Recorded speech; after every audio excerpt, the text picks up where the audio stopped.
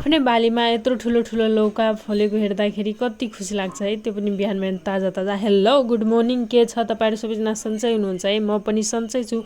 तपाईँहरू सबैजनाको स्वागत छ डे 40 मिनी ब्लगमा। म चाहिँ मस्त बिहान बिहान उठेर फ्रेस भएर एन्ड तल गएर तातो पानी खाएँ सबैजना।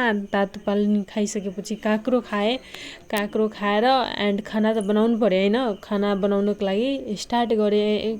लौका यत्रो ठुलो थियो, त्यसपछि लौका काट्ने टाइममा यति खुसी लागेर त्यो कुरो छेउ कि काटेर सबै रेडी भयो एन्ड त्यसपछि मम्मी बनाउँदै हुनुहुन्थ्यो, म चाहिँ हेल्प गर्नलाई बसेको थिएँ, हेल्प गरिरहेको थिएँ। एन्ड त्यसपछि खाना पाकिसक्यो। खानामा थियो लौका, करेला भुजिया एन्ड भात, प्याज।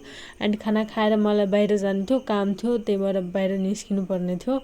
बाहिर त आजभोलि के भनौँ, यति गर्मी हुन्छ, घाम त एकदमै छ के। एन्ड बाहिरतिर निस्केँ, फोन पसल गएको थिएँ। फोन पसलमा अरू कामहरू थियो, फोन ठिक गराउनु थियो। त्यसपछि बजारको आजभोलि तोडफोड भइरहेछ कि रोडबाट आइरहेछ, त्यही भएर अलि त्यो छ।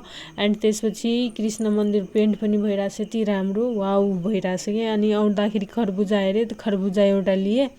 एउटै खरबुजा 4 केजीको थियो, तर लिएँ एकदम, मतलब राम्रो हुन्छ भनेर लिएँ। तर घर आएर काट्दाखेरि त यस्तो छ, यहाँ पानी जस्तै लागिरहेको थियो खानामा, एकदमै नमिठो थियो क्या। त्यही भएर तपाईँहरू लिनुहुन्छ भने हेरेर लिनु।